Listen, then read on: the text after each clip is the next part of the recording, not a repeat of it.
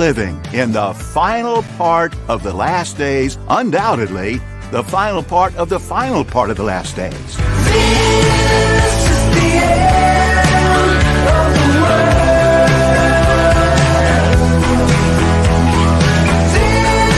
This is the end of the world.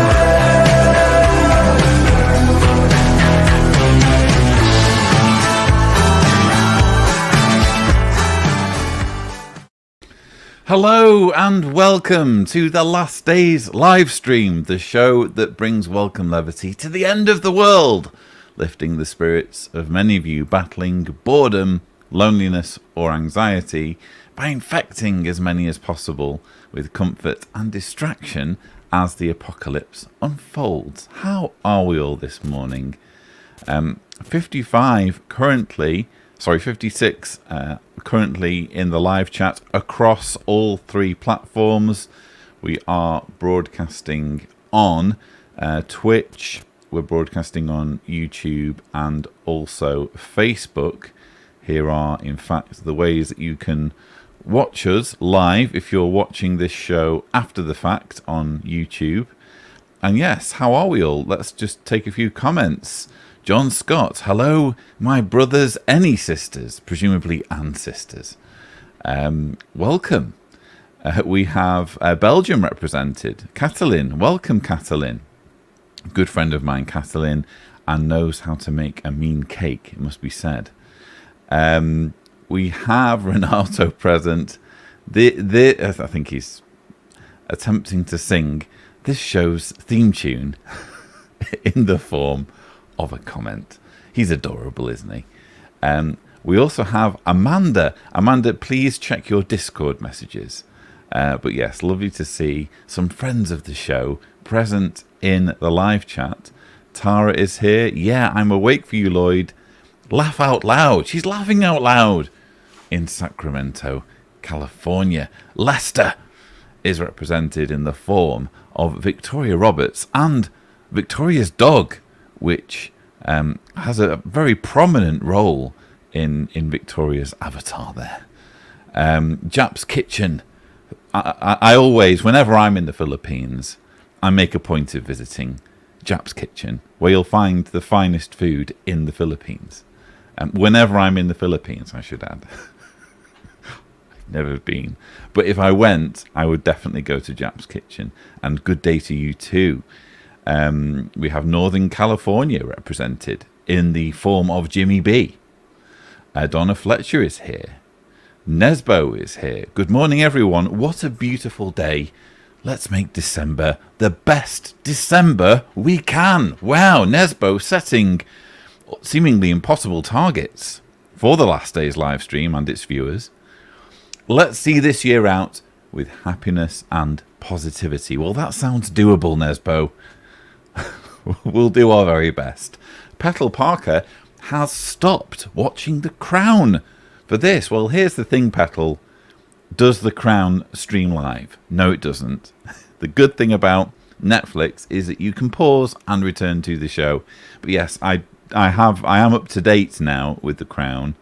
I've been enjoying that show very much indeed, and getting a dramatic perspective on historical events. Madjock2112 says, not sure if I should be saying good morning or good night. The joys of not managing to sleep during the night. However, I am here with coffee and ready to enjoy the show. Hope all are well. Yes, coffee is needed, depending on which time zone you're watching in. I'm all caffeined up, ready to perform for the camera if needed. So I'm just scrolling down. We have Steen1 says, finally got here early. Yay. Raven Villalobos greets us from the past. It's still December 1st here. Get with the times, Raven. It's December 2nd. Everyone knows that. And Simon Instone says, good morning, apostates. Good morning to you too, Simon. What we will do now is we will have our book reading. And as you will all know, or many of you will know, I'm making my way through my own book, How to Escape from Jehovah's Witnesses by Lloyd Evans. I'm currently in a chapter with the heading, Elders Are Not on Your Side. And I'll just pick up where I left off. Of course, it could be that having given your unique circumstances careful thought and pondered some of the advice in the previous chapter about planning your exit, you are perfectly happy to disassociate from the witnesses and you really do not care who knows it. It may be that you have no family who would shun you if you were to cut your ties with the witnesses, or perhaps you do have family and loved ones, but you have resolved that formally leaving the religion is the best for you, irrespective of any shunning that ensues. If this is the case, then this chapter is mostly irrelevant to your predicament and you can move on to the next.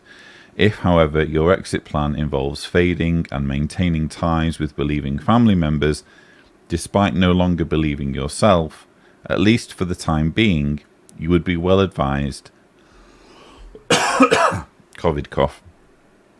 You would be well advised to keep your elders at arm's length to the extent possible, even in the case of an elder who happens to be a good friend.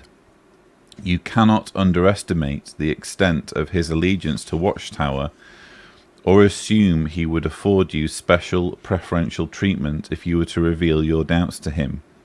The risks involved are simply too great. It could be that an elder friend notices that you have been missing meetings and asks to call at your home for a coffee by himself. Elders cannot pay such a visit if you are a woman at home alone. There would need to be two of them. If there is only one elder involved, you are likely not yet under suspicion of apostasy. We can call this a yellow alert. In this situation, I would recommend making excuses and continually postponing the potential meeting until he gets the message and stops asking.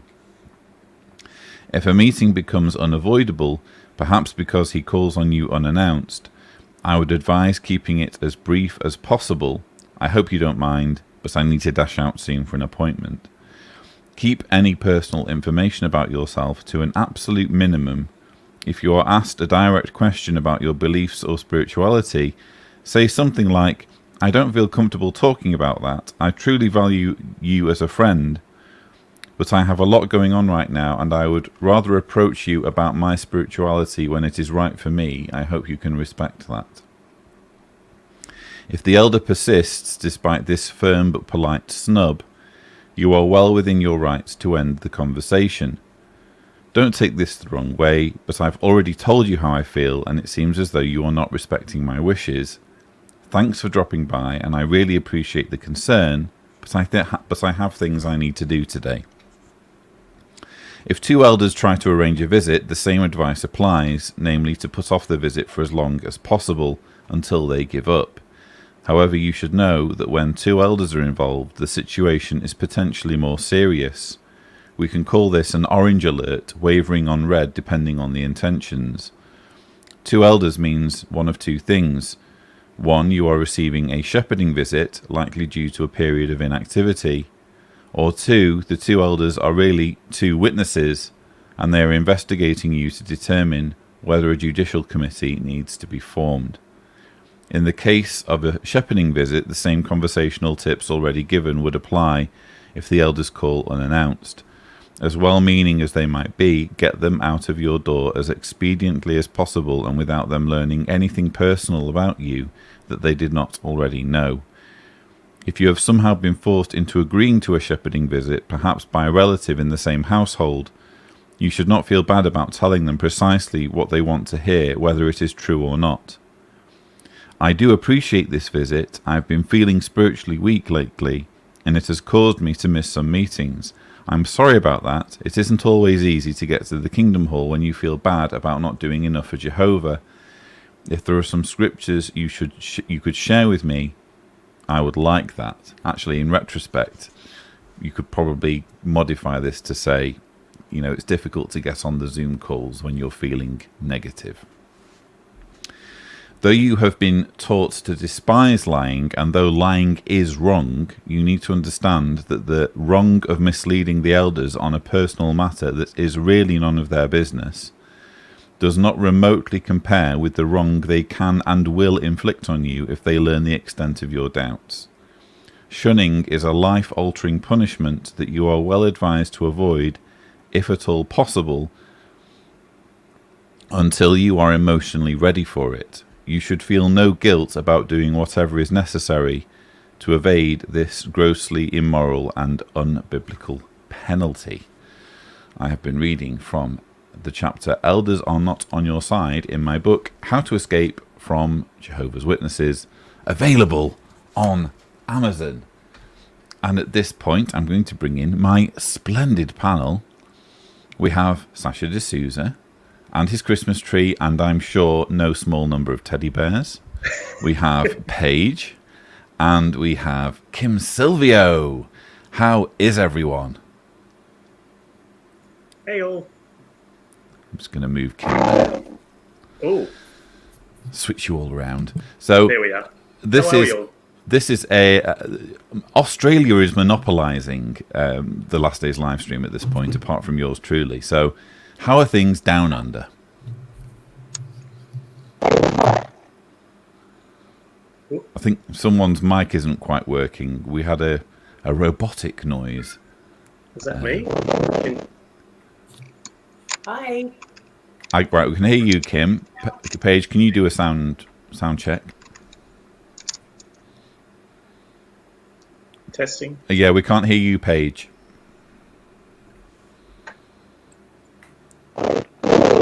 Yeah, it's unfortunately Paige that's making the robot. Whenever you open your mouth, a robotic noise comes out.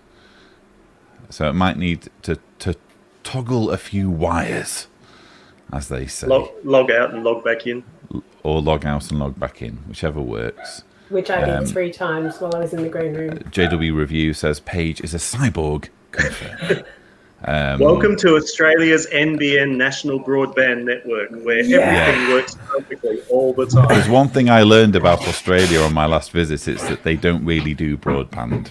You just have to use your mobile and hope that it works. I just swapped over to my mobile data now because I was dropping out as well. I'm curious to know, Kim, how many emails have you had since the Watchtower in Focus? Quite a few.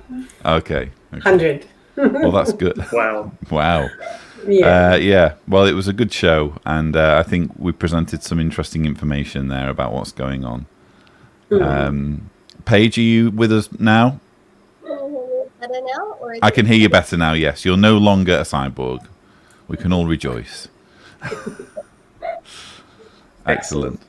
So, yeah, Sherry couldn't join us today. She was whisked away by work demands. But Yes, terribly sorry. At the last minute, too. She was all set to go, but a doctor has taken ill and she's had to suddenly rearrange a whole medical list for tomorrow. So I'm really sorry.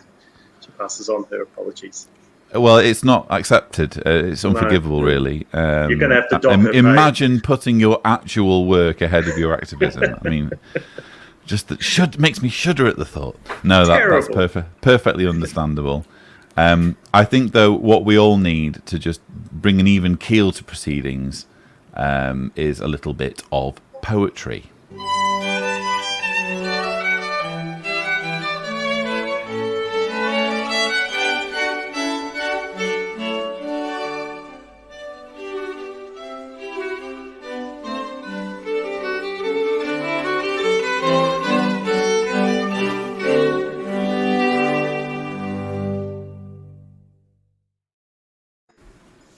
Well, this one is actually a joint effort, but most of this was actually written by a really good friend of the show, Steve Thu, who has sent this through to me and asked if we could share it. And it's a beautiful poem. He's got some great thoughts in it. Sasha, could you just, maybe it's just me, but your microphone's very distant. If you could toggle something and just... that's a bit clearer. That's a bit clearer. You can hear me okay? Yep. Yeah. Okay. Yeah, so Steve Thu, who's an excellent friend of the show, he's contributed this poem today and asked if we could share it. And it actually is something that we might be able to talk about afterwards.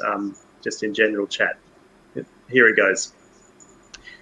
Christmas thieves exist, 8 men who make many cringe, evidently much worse than that fabled Christmas Grinch.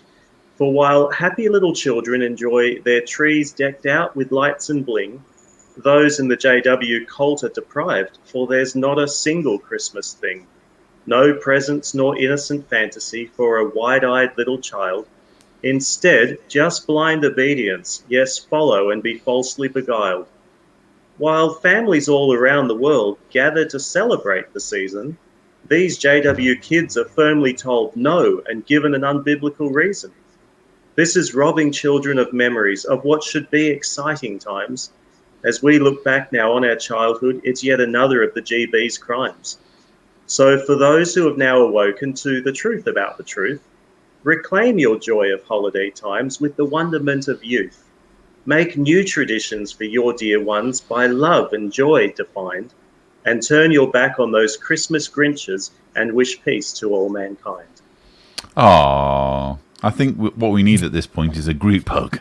A Christmassy group hug. Because it makes me feel all warm and squishy inside to hear today's Sasha's Poetry Corner.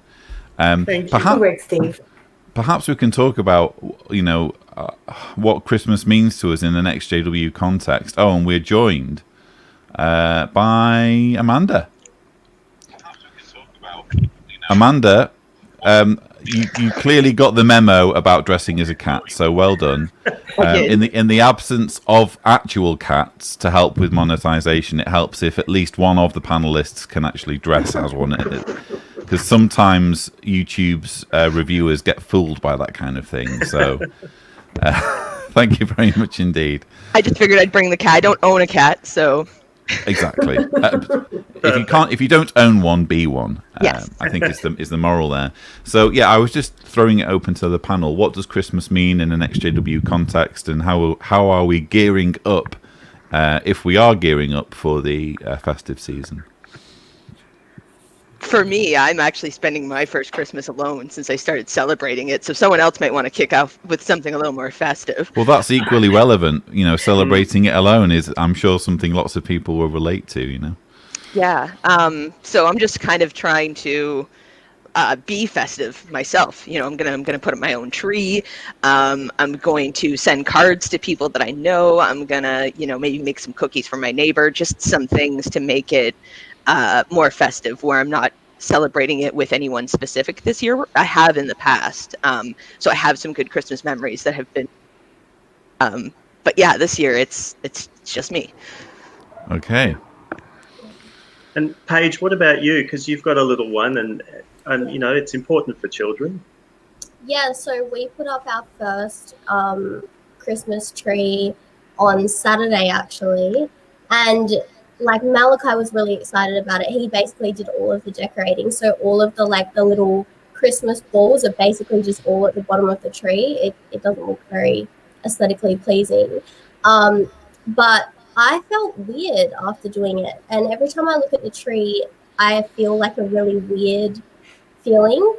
And I called my nana the other day, and I was talking to her on the phone, and Malachi ran up to the phone, and he was like, "Nana, we've got a Christmas tree in our house. Me and Mum built it." And she was sort of like, "Oh, really?" And it made me feel so uncomfortable. I didn't think I would feel that guilty about it. So it was really interesting. Yeah. Kim, Sasha, what's it been like for you preparing for Christmas? Well, this Christmas is a difficult one because obviously we lost my father-in-law this year. So my husband's family is very depleted. So it's going to be very different. This year we're actually going up to visit my parents. And people that know my story will know that I've had quite a difficult relationship with my mum. That is mending, and it's getting better as the years go by. This is my third Christmas, but only the second one that I've celebrated. So it'll be interesting. We haven't put a Christmas tree up this year, which I will, but my daughter's 19 now, so she's a bit disinterested and my husband doesn't care. So, so I think that it'll be low-key. Well, it's low-key this month, but I've got a little niece and nephew who we're going to see on Christmas Day, so it'll be fun for them and watching them opening presents and whatnot. So, We'll see what happens. There's a bit of a wing it this year kind of thing. Yeah. Fair dues, fair income, as some would say. You know, and for us, you can hear me okay? The audio's okay? Yeah. Yep. Yeah, for us, I'm a bit like you, Lloyd. I'm not really fussed about the whole Christmas thing, and particularly not the religious connotation. I'm quite happy to have Christmas minus the whole religious aspect. But Sherry was really determined to get into it, as you can see by the tree behind me, and there's another tree upstairs, and it just happens to be in the window so that the witnesses across the road can see the lights.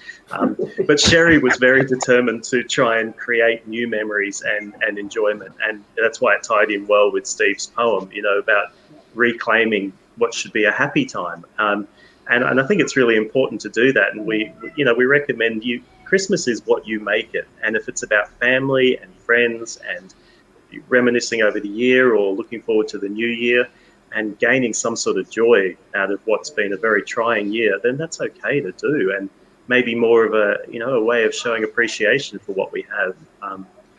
But I'd love to share something that is it something that's comforting?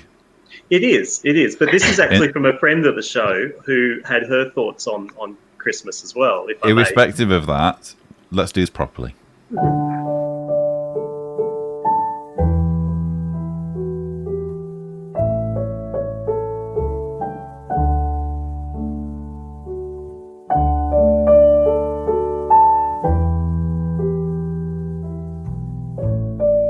Sherry's Comfort Corner.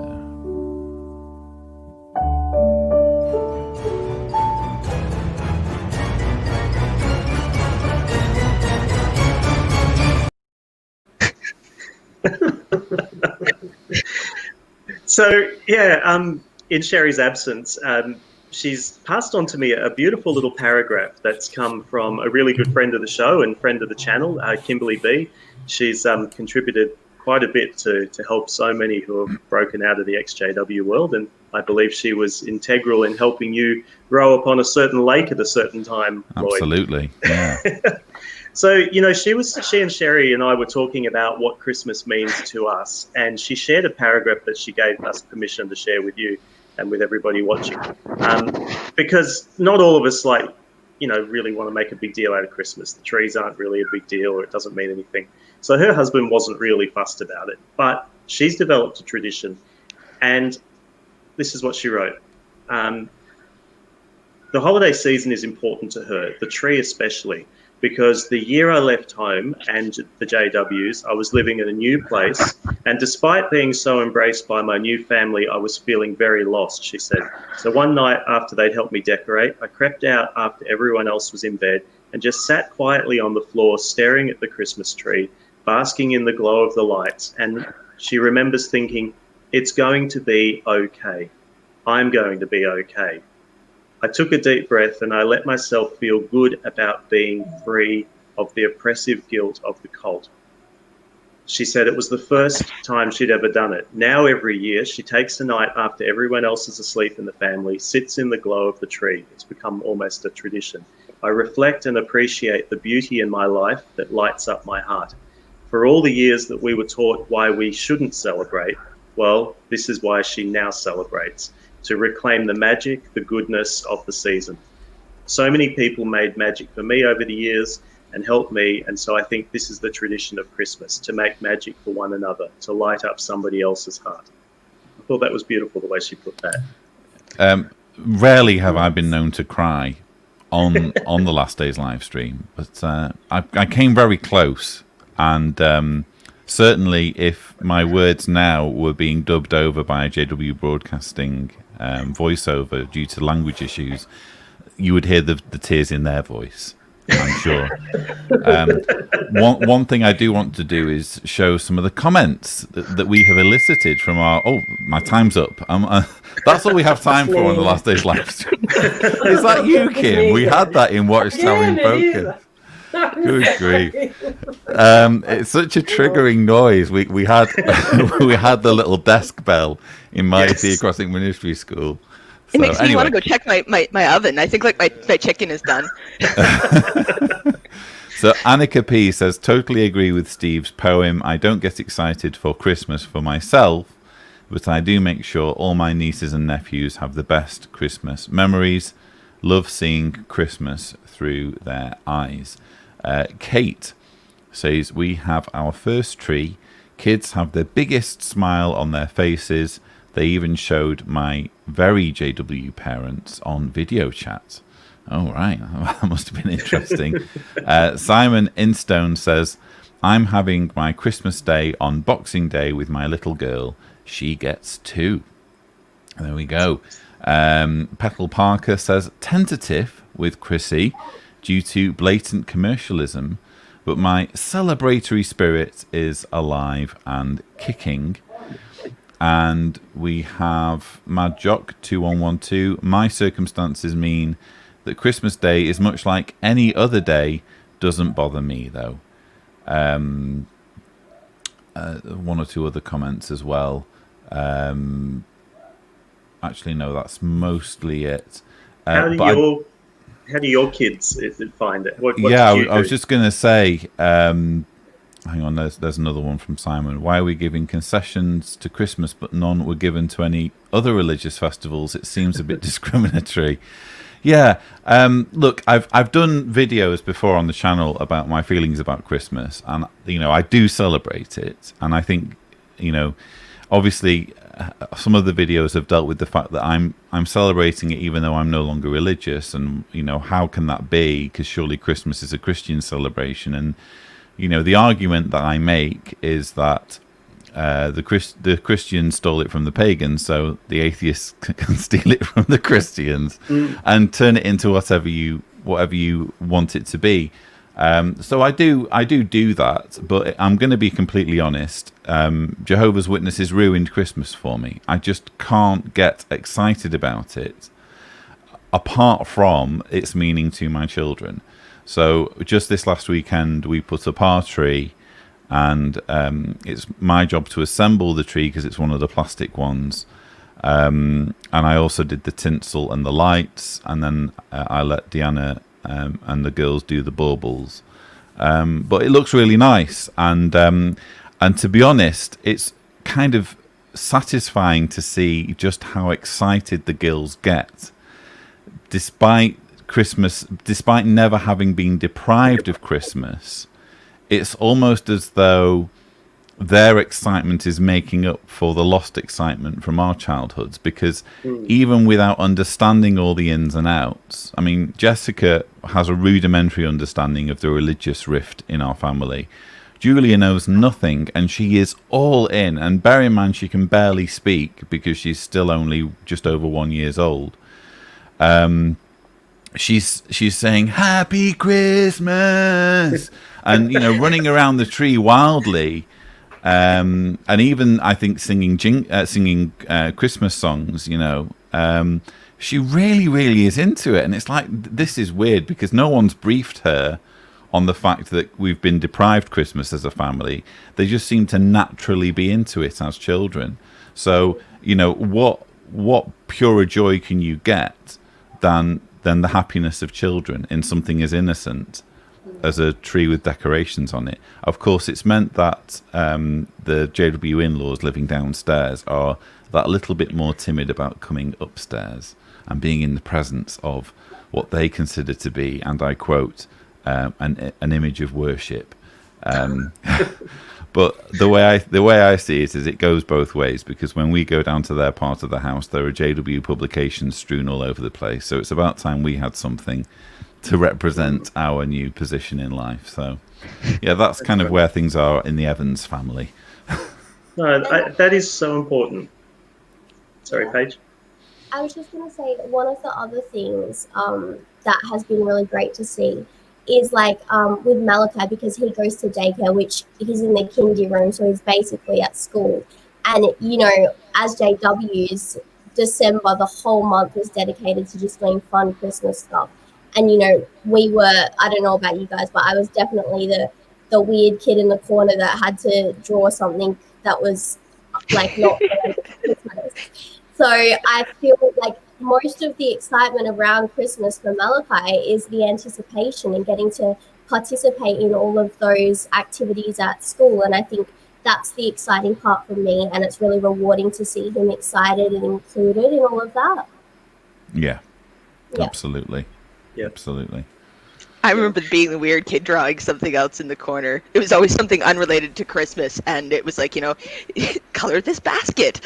Yes. You just be there like, oh, this is the worst thing, and just, why can't I just color the damn tree like every other child? Yeah.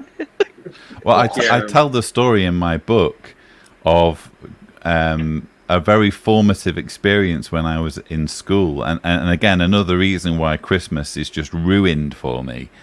The class it was a class project to colour in posters for the school's Christmas play. So they had them in black and white, and the class were there with their felt tip pens colouring them in, and that was their assignment. And I was like, sorry, miss, I can't do this. Why?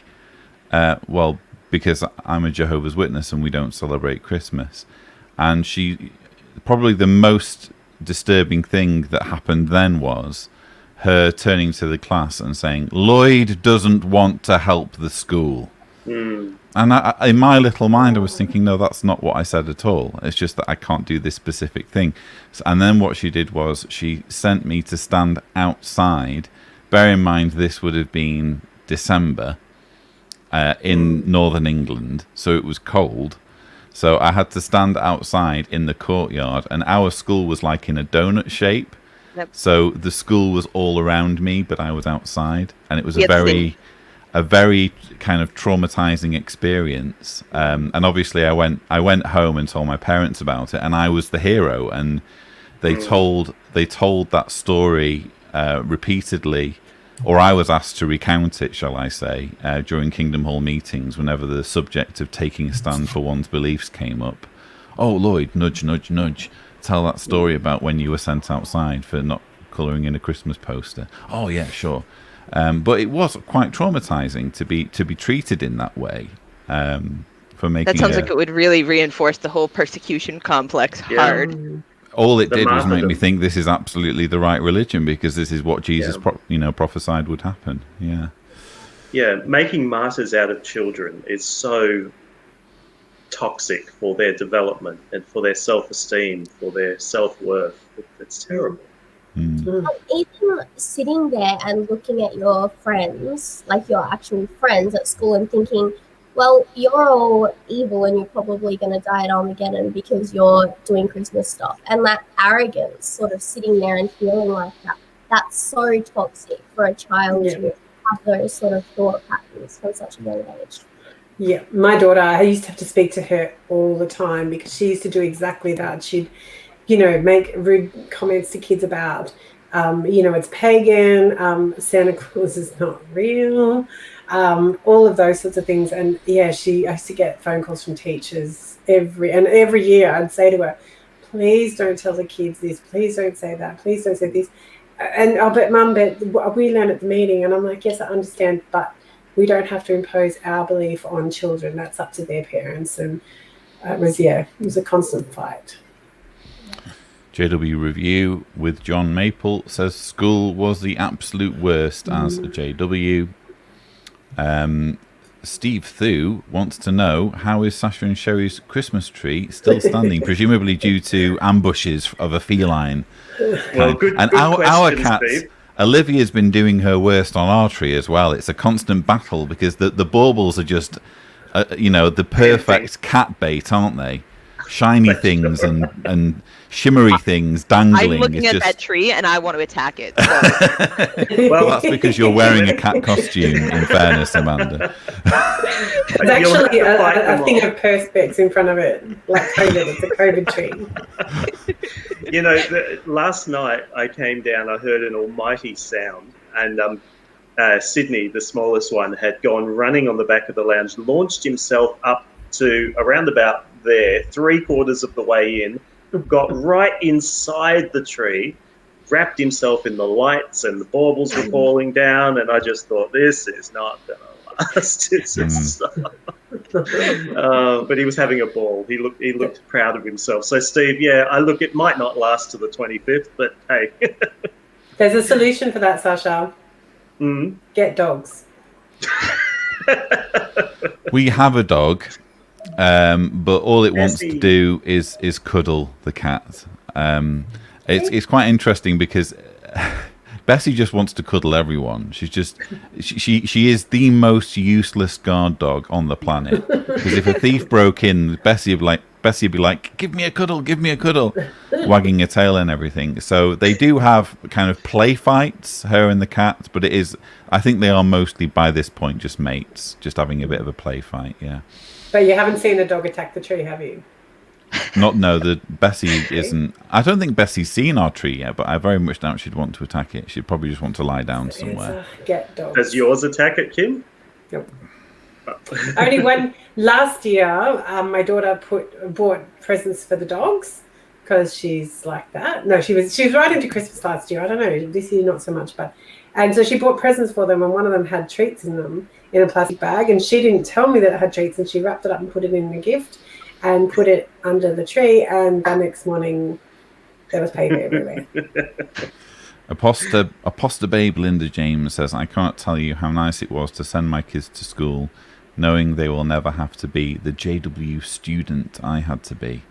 Indeed, I mean, that's another thing, quite apart from the enjoyment that children obviously get innately out of Christmas, it's the fact that they'll never be put in the situation that I was put in, that I've just described, where they have to make some ridiculous stand over such a harmless celebration. And I remember, Lloyd, Deanna talking, what's that? There's a parade. I think it's at this time of the year. Yeah. And Jessica got to go in it for the first time. And like Deanna had not been able to go in as a kid. And I remember asking her, what was like. And she was she was happy that Jessica got to participate. It was sort of like that, well, if I missed out, my child's not going to. Yeah, I forget exactly when it was, what time of year it was, but obviously they haven't done it this year, but it was some kind of fertility thing, which JWs would just obviously object to. Anything that has any kind of religious connotations, they're going to hate. But it was literal, and it's something Deanna was never allowed to do, but it was literally just school classes of young kids parading through the street dressed in interesting costumes. That's literally all it was. Just children being able to walk down the middle of the street and feeling a little bit important. The kids wouldn't have a clue what it's about. Like how on earth is this something that where Satan's going to be smiling, thinking, "Ha, I've made the kids do." There is only positivity coming out of this. Yeah. So I was really pleased that at least Jessica wasn't deprived that. Jamie Lynn says, never been a JW, but the doctrine intrigues me and the policies concern me, so thanks for using your voice for a wonderful cause. Keep fighting for the people. Thank you very much indeed, Jamie. Appreciate the solidarity. David Carey says, I ended up so toxic, unbelievable. I am so glad to be away from that stuff. I am doing marvellous now. Awesome. Well, that is good to hear. Nice when we can kind of get some distance behind all this negativity as we grow out of the organisation. A nice message here from Rianne. Love you all, panel members. Keep up the great work. Christmas hugs for everyone. Excellent. That's very kind. Hindsight POV says, my 4th grade teacher felt bad for me. I couldn't participate in a student's birthday the whole class was celebrating. She gave me an unblown balloon as consolation. My mother freaked when she found it. So the mother's found this balloon that's not inflated, and that's suddenly a reason for shaming. That is so sad. I mean, that teacher was just trying to make that kid feel included. Like, just trying to make you feel included. Have a balloon. It's a balloon. Yeah. It's a balloon. Let's an be inflated serious. one. I can Inflated remember. one. Yeah, I can remember being given a present in primary school. The teacher had got for all the kids, and I can remember the guilt I felt on the walk home, and throwing it in the bushes. I think it was a bag of Christmas candy or some sort. I can remember having to reconcile in my brain how evil and wrong it was, and then I had one, and then I felt bad that I ate that one, and this is how messed up we were as children. And threw the lollies away in the bush, and would always look at that bush every time I walked past it for years, knowing that that was where I made Jehovah proud or something. It was just so sad that we were put through that.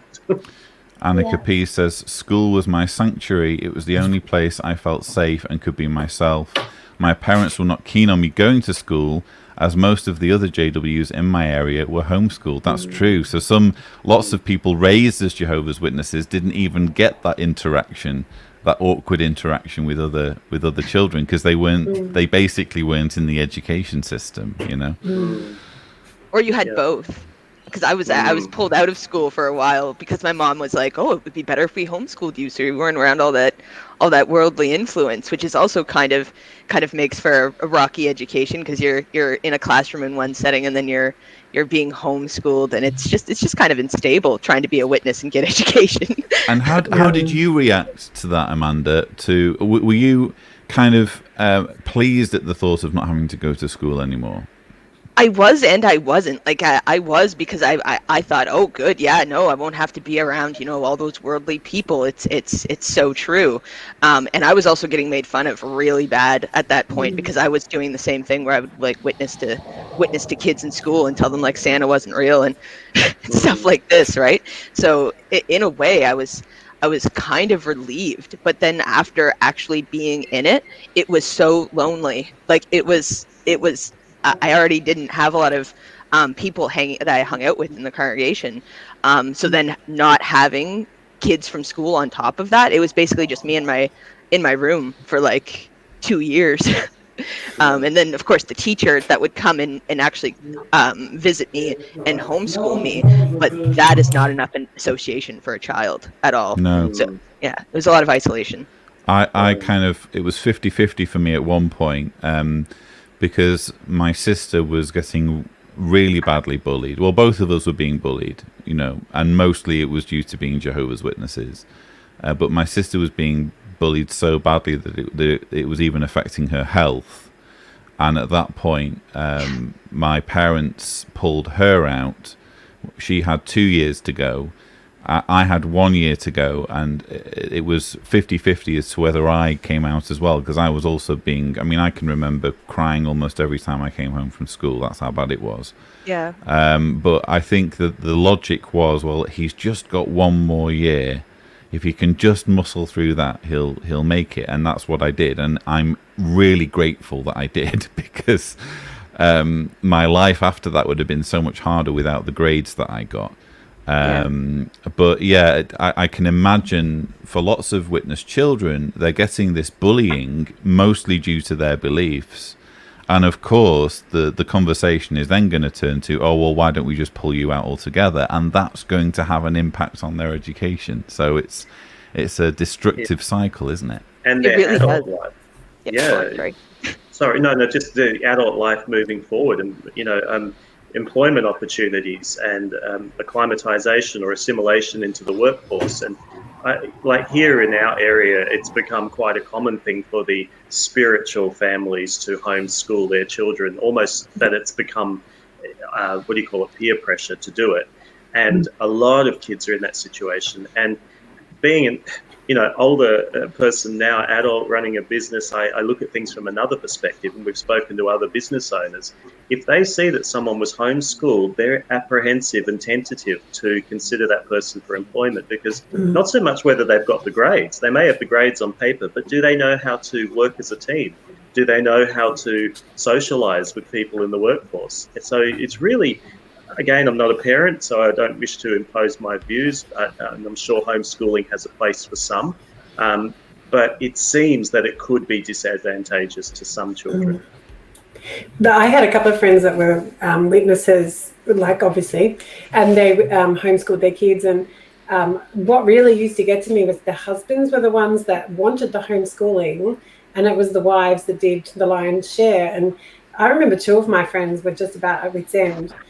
They had one in year 7 at the time and one in year 3. And the year 7, no, she would have been in year 6 and year 3. They were still in primary school.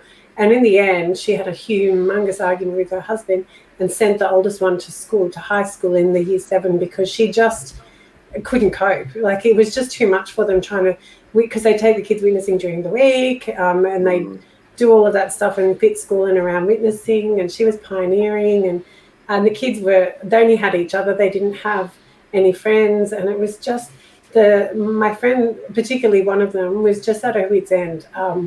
She just and the husband's just, oh no, it'll be fine, and I'm like, okay, but they weren't really considering the impact that it was having on their wives. I thought it was really unfair. It's interesting for me because I'm now finally at the point at the age of 41 where I'm now able to hire someone, and we're doing. My patrons will know that due to the support on Patreon, I'm finally at a point where I can hire a video editor.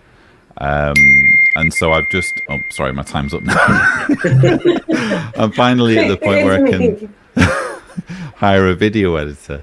And so, yeah, we've put the advert up and we've started to receive the applications. And obviously, I'm going to want people who are well qualified, you know. And when I say well qualified, I mean, you know, university, college or university qualifications in video production. It doesn't mean anything really if it's just a hobby of someone and they sort of know a little bit what to do on YouTube, because that's my level. I'm not interested in hiring someone who has my level of video editing. I want someone who can do better than I can at video editing because they've been taught how to do all of the little tricks and skills that you learn in college and university. So at least one thing I know I will not be doing is hiring a Jehovah's Witness, because obviously Jehovah's Witnesses are dissuaded from higher education. But yeah, it's true. I mean, you know, Jehovah's Witnesses like to point out that college and university isn't the be-all and end-all, and to a degree they're right, because I can remember doing jobs after leaving school where I found myself sat at a desk alongside someone who'd been through university and they were doing the same job as I was doing.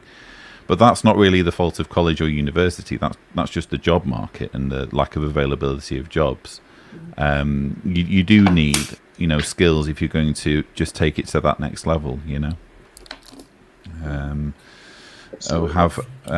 Joel Flores saying, my third grade teacher made me stand in front of the class and had them sing the happy birthday song to me after I had explained my views. I cried. Yeah, it's this is the problem. It's a combination of children being forced into these impossible situations and teachers not knowing how to deal with cults, quite frankly, which was the case for me. And you know, that picks up on a very important point, is what do our children, or do the JW children actually want to do? You know, are they doing it because they're told and indoctrinated by their parents that that's the thing, or are they doing it because they fully understand? And, you know, most of us didn't actually understand why we had to take the stand that we were told to take. It wasn't I think some of them are doing it to please their parents as well. Right. You want to make your parents, at that age, you want to make your parents happy. I remember just... Oh, sorry. No, go on. I was just going to say, I remember just wanting to be included so badly and just wanting to fit in with my friends that I just got really, really good at lying to my parents about going to my friend's house. It was a birthday party, but I would just lie and say that it was just a sleepover, or like something to do with Christmas or Halloween. I would just be so good at lying that lying became easy to me, and it became something that I did without even thinking, which is also like really, really bad. Theocratic warfare, Paige. It was fine. You were just... Huge thanks to Daniel for the very generous super chat. That's very kind indeed. Especially since we struggle on the Last Days live stream to attract YouTube ad revenue due to the gritty subjects that we delve into. Although this seems to be quite vanilla so far, this episode. So well done, panel. Stephanie Perry says, hey all exes, the governing body misses us all desperately and wish we could all come back and renew our memberships by praying to the God of the Jews, whom they have shown to hate so much but won't admit it. Thank you, Stephanie. That's come out of left field a little bit there. Steve Through says, it was horrible when you got back to school after Christmas and all the kids were telling each other what they got for presents and being ostracized when I told them I don't celebrate the holiday. Yeah, that was another thing that kind of put you at a disadvantage, wasn't it? The presents.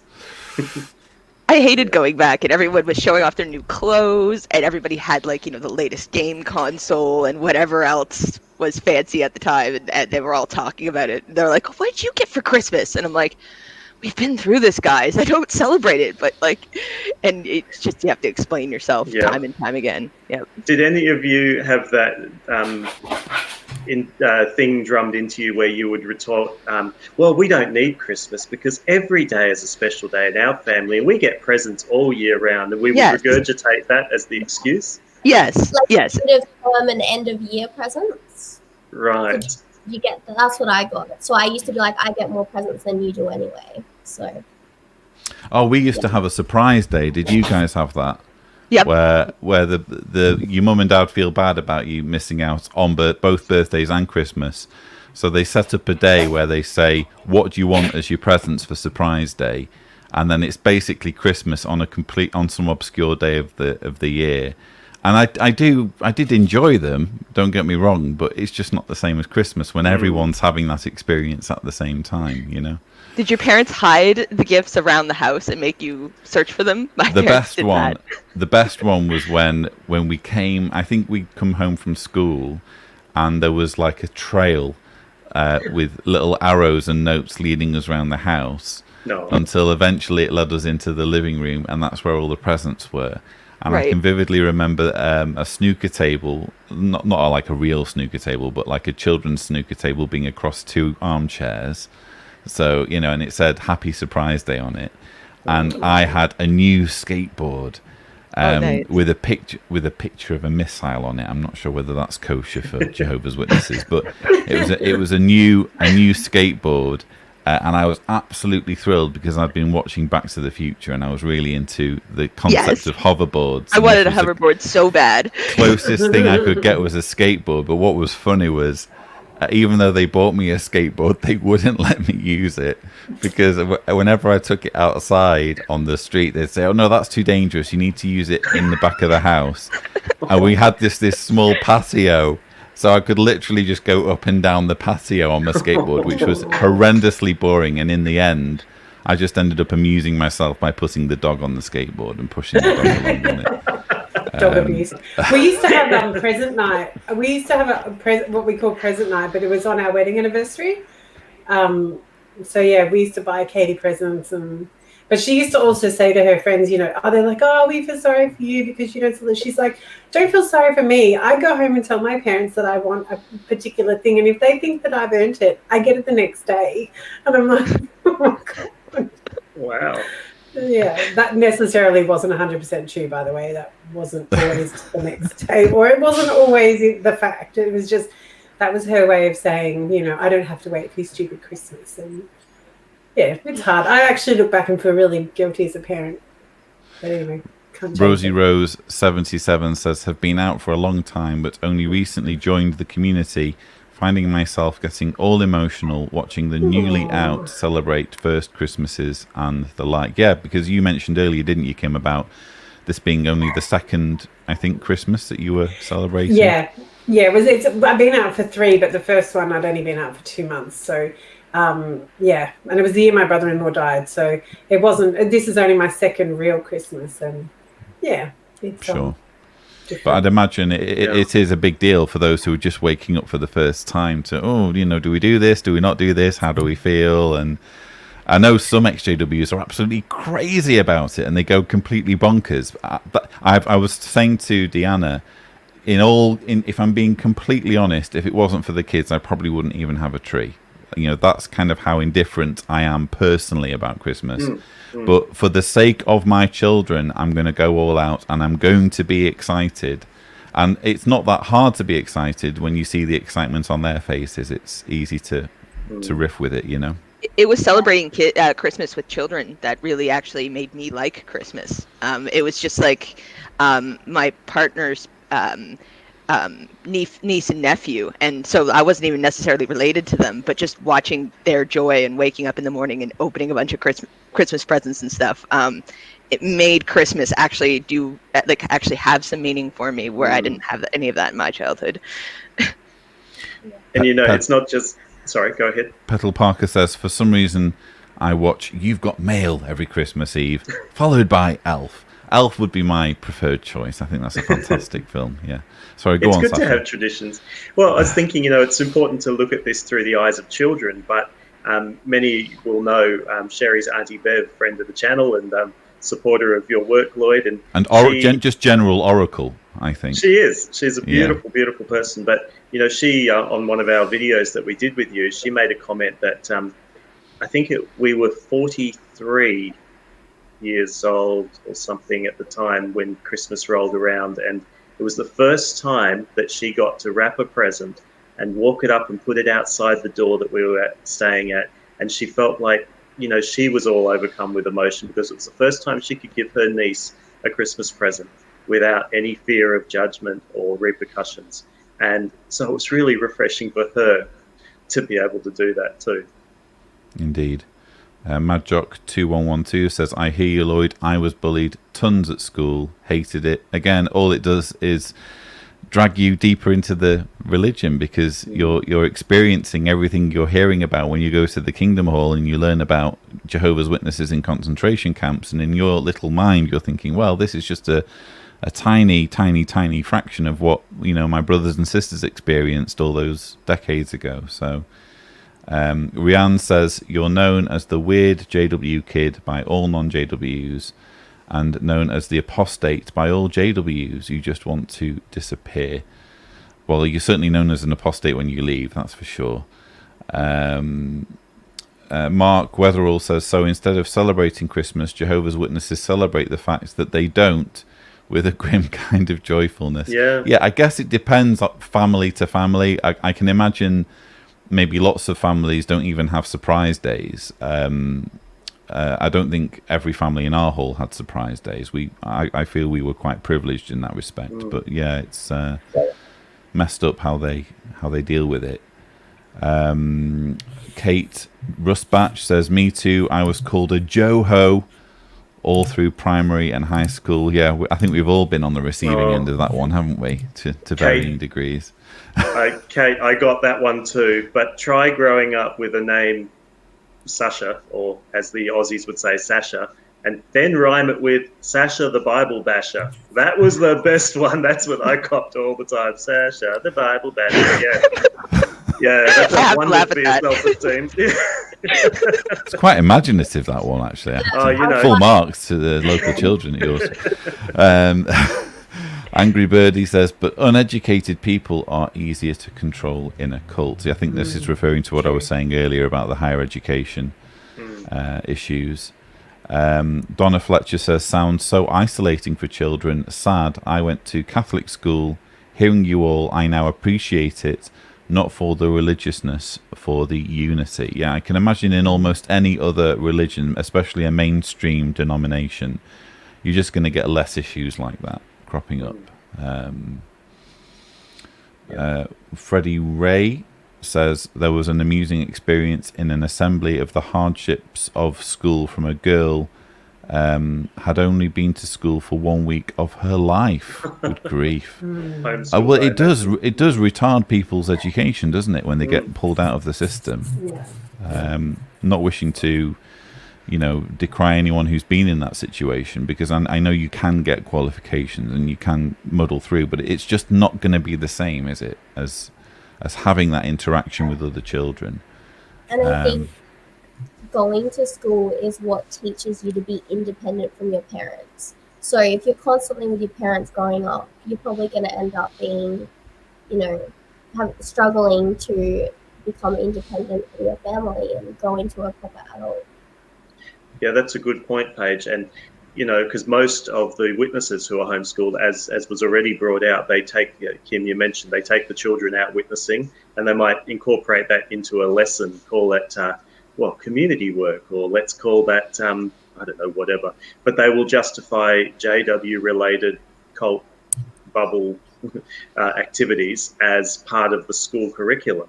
And I remember one particular activity they used to do. They prepare for the door, like they prepare a discussion or a question, and they'd use that as part of their literacy and their speech preparation, etc. And so they would everything.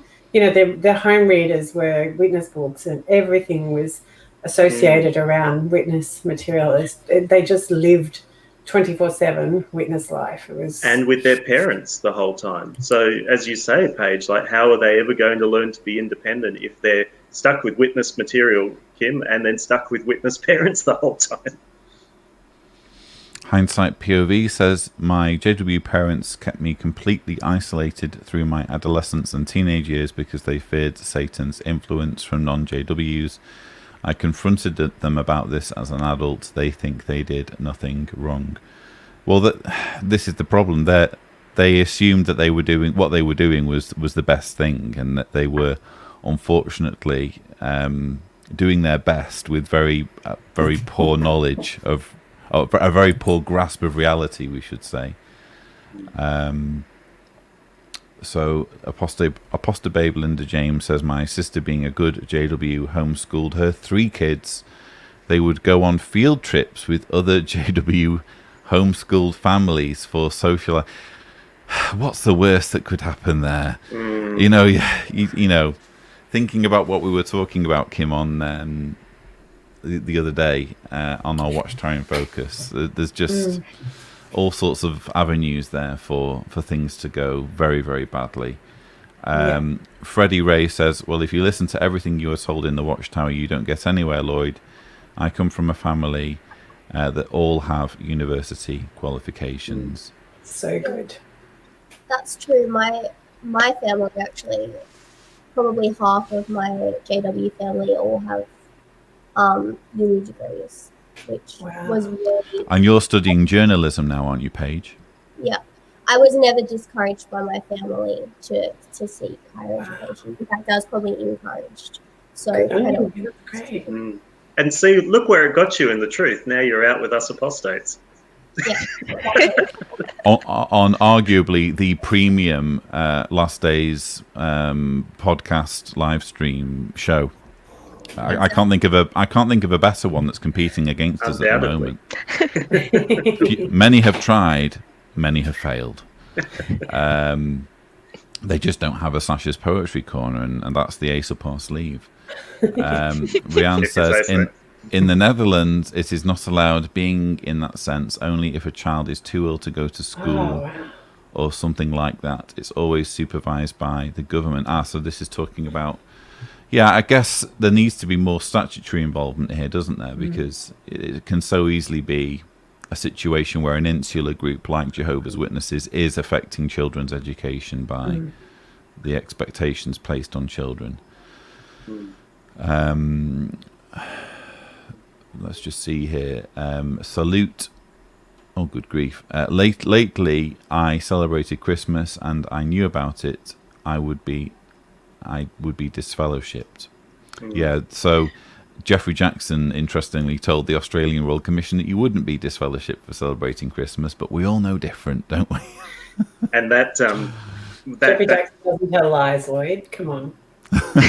No, and that direct question, when he was asked that, a little bit of background is an amazing couple, great friends of ours here in Sydney. They had been out and had not attended the meetings for many, many years. They had a Christmas tree up. The elders came around and they were then accosted and disfellowshipped because of that. And one of them happens to work along with Angus Stewart in the legal world and mentioned that story. And Angus then incorporated that as a question to Sir Jeffrey Jackson. And right. That's very interesting. That's good. So that never would have happened if they hadn't have gone on that little witch hunt because they had a Christmas tree up. That's exactly right. And so when Angus Stewart asked that question, he was asking knowing what the answer was. And I think he was surprised to hear that answer from Jeffrey Jackson as well. Wow. Yeah, go on. Sorry, the one thing that really bothers me about homeschooling more than anything else is other than the kids not being able to have a normal social life and education and whatnot, is that they're with witnesses 100% of the time. If something's wrong, if they're being abused in some way, they have nowhere to notify, and they're completely cut off, and the likelihood of the authorities getting involved is zero, basically. And it bothers me. That really makes me... They're even more insular than witness kids. Arthur Webber, known to the show, and the subject of numerous claims for psychological damages on the strength of his Sing Along with Arthur segment. Says Pro TV is broadcasting the theatrical Home Alone trilogy every Christmas. It's always exciting to rewatch it. Nice tip there on how to enjoy the holidays if you are minded in the same way as Arthur Weber. Scarlett says, I've never been a JW. What do JWs do on Christmas Day? It's a holiday, so do they just try and do normal things to prove they are not celebrating? How do we answer that, panel? Well, we used to use Christmas Day as travel day. So at the end of the year, my family always goes on a big trip. Well, just goes out camping. And so Christmas Day is when there's the least amount of traffic, because in Australia around that time of year, everyone's traveling down south, but not on Christmas Day. So we would just drive to our location on Christmas Day. The witnesses I knew in our area, though, would do all of the things that most people would do. They'd organise big barbecues or days to the beach, because of course it's summer here. So essentially they were having all the same celebratory revelries and enjoyable times with friends and family, just minus a bit of tinsel and minus the tree. So essentially they were doing the same thing. And my husband used to pick it up every year, because my husband, those who don't know, was not a witness. They'd have, and they'd make the excuse, oh, it's just really good, everyone's got the day off work, it's just a good opportunity for us all to get together. But they'd have, like the traditional food, like we have roast and ham and turkey, and they would have all the same foods, and they'd all eat way too much, just like everybody else. And my husband's like, the only thing they don't, drink way too much. My husband's like, the only thing they don't do is give each other presents. He goes, that's just... My mom would refuse to make a turkey or a ham or anything related to Christmas on Christmas Day, but Christmas Eve or the day after, like Boxing Day, those were fair game. We could have when it was cheaper. Yeah, when you can buy it from the shop cheaper. Yeah. Boxing Day shopping was the best. Basically, you'd have all the advantages, wouldn't you, of there being a public holiday where the family could all be home, just doing your very, very best not to do anything that could be construed as in any way celebrating Christmas. That's, I suppose, how we would answer that. One thing, though, that I had to learn to do, because you mentioned there about that your husband mentioned that they just did everything minus the gift giving or minus the presents. And that's something, when it comes to presents, I had to learn. I mean, I think of myself as a generous person and so on, but I had to learn the art of getting together gifts and thinking of people, and it's been harder to do. Writing a list, we're trying to put a list together of people and remember who to send things to throughout the year and accumulate things throughout the year. So I think I was robbed of the joy of learning how to give, ironically. So J-Dubs will say that they're one of the most generous sort, but we were kind of robbed of that joy in a way. We had to relearn how to do that. An interesting one for me, I can remember feeling very, very conflicted on New Year's Eve, because Christmas is just kind of like a religious or mostly religious celebration, or you can kind of understand the religious ties to it, that it's sort of easier to distance yourself from emotionally. But on Christmas Eve, you can see the fireworks, and you have the countdown, don't you? We used to watch Jules Holland, and you sense the excitement in the audience, and you kind of felt the same excitement yourself. And it was harder to be emotionally distanced, I think, from New Year's Eve. And then the next day, New Year's Day, we would virtually always head to Macclesfield Forest, our nearest forest, and go sledging. So it felt like we were sort of doing everything that you would do to celebrate, because we were watching along the late night countdown and all that kind of thing. Yeah, that's an interesting point. What's that? Ice sledging.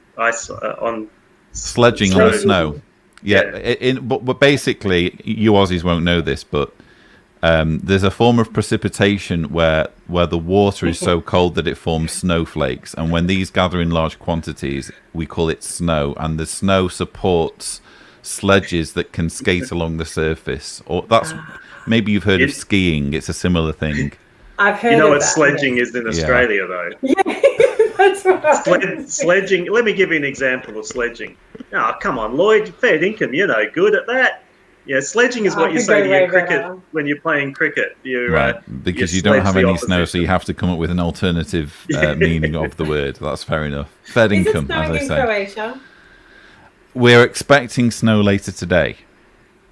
We are expecting snow. Yeah. It's that temperature. I can inform you. I have both heaters on currently in the bunker, trying to keep me at a reasonable temperature. Paige, you were going to say something too, and we cut you off. Sorry. Oh, sorry, I didn't mean to interrupt. I was just going to say I don't even remember New Year's Eve being something we weren't allowed to celebrate. We weren't. It was a conscience matter. Yeah, no. We were told no. And in fact, worldly celebration. Yeah, if Bethelites, when I was at Bethel as a young guy, if Bethelites went into the city, as most people know, Sydney puts on an amazing fireworks festival that gets broadcast all around the world. Incidentally, side point, with the way everything has gone this year, Sydney has still decided to go ahead and do the fireworks as more of a gift to the world, with a bit of optimism and joy. We won't be allowed to get massive crowds go into the city. They still want to encourage some social distancing. But for the purpose of showing the world that there's optimism, Australia's come out of COVID really well, and to spread a bit of joy and so on. But if Bethelites went to the city to enjoy the fireworks and it became known, a lot would sneak in. That was something you could be reprimanded for, because you're engaging in the festivities of a worldly celebration. I think another thing that they objected to, the alcohol, and they also objected to the making of vows. Because there's a New Year's resolution, isn't there? And they were against that sort of thing. So that's interesting, because I missed all of that. Like I said, we would go camping for that. Well, you were allowed to go to higher education, so your JW upbringing was clearly not quite the same as everyone else's. But we would sit in a circle and do our New Year's resolution as a family. You're joking. Really? Wow. Intense. You've heard it all, folks, here on the Last Days live stream. Again, that's why you're now an apostate. But just to highlight this fact that there's different standards and different interpretations of the same religion depending on where you go. This is an interesting comment from Annika P. Present days were completely banned at our hall. It was considered a substitute Christmas, particularly those that combined it with anniversaries, because we made a big deal about wedding anniversaries as well in our family. Yeah. So this just demonstrates that in different parts of the world, or even in the same part of the world, different congregations, depending on which thugs are on the elder body, will have different interpretations of the do's and don'ts when it comes to the religion. It's just inevitable, isn't it, when you have fundamentalism holding sway? Wow. It's almost like the biblical comparison of the scribes and Pharisees binding up heavy loads and impositions and expectations upon their flock. And Absolutely. Well, I think this is probably a good point to end, but it's been a really interesting conversation, which I'm sure many watching will be able to relate to. Those of us who grew up in JW families and who are grappling with celebrating or not celebrating Christmas at this point in our lives. So I guess, moral of the story is it's down to everyone to celebrate or not celebrate as they see fit, and to certainly not to feel guilty about it. Now that we're on the other side, we have the freedom to make these decisions for ourselves, and especially when you have a festivity that brings so much joy to children. I certainly am not going to stand in the way of my children having smiles on their faces this time of year. So, well said. Okay, thank you so much to my wonderful panel. To all who contributed with comments, and those that sent in comments and poems and so on. Thank you to all of you that send comments in. Perhaps now would be a good opportunity to let you in on what I have planned for the live stream over the festive period. So we will not be doing a show on Saturday the 26th or on Wednesday 30th, but we will be doing so our last day's live stream of 2020 will be Wednesday the 23rd. After that, we take a mid-season break, but we will be doing on Monday the 28th an end of 2020 year summary Watchtower in Focus live stream. So there will be live streaming over the festive period, just not always of the last day's variety. And I can drop a little bit of information. Arthur and I are working on a song that all of the panel will contribute a verse each to. Oh no! So yes, we'll let you all know. Oh yeah. Oh sorry. Should we have asked permission first? Whoops.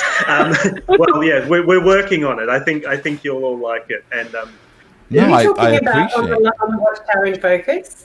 No. This is for the last day's live stream. I won't tolerate that sort of frivolity on Watchtower in Focus. No. Like I'm not available on that day. So, Arthur, if you're listening, that one that you and I were messaging, we need to work out the verses and the lyrics. I'm halfway there. And of course, Arthur's listening. He's at work. Listening. Yeah.